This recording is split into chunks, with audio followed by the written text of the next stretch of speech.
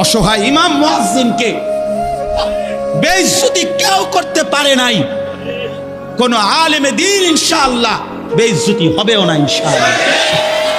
মনে রেখে, মনে রেখে, গতকালকে রাত্রেও আমাদের কুমিল্লায় গত 3 মাস আগে একজন আলেমে দ্বীনকে একজন প্রিন্সিপাল বেইজ্জতি করছিল, অপমান করে সামান্য অজুহাতে মসজিদ থেকে বিদায় করে দিছিল।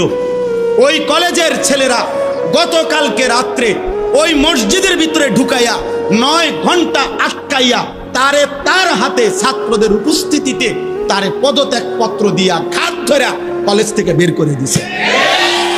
আল্লাহ তাআলা বেইজ্জতি করে দেখায় দিছে। ছাত্ররা বলছে, স্যার সই দেন, আপনারে 50 টাকা দিব। মানে 50 টাকা, 100 টাকার লোভ সামলাইতে পারেন নাই, নেন পদত্যাগ পত্র, সই দেন।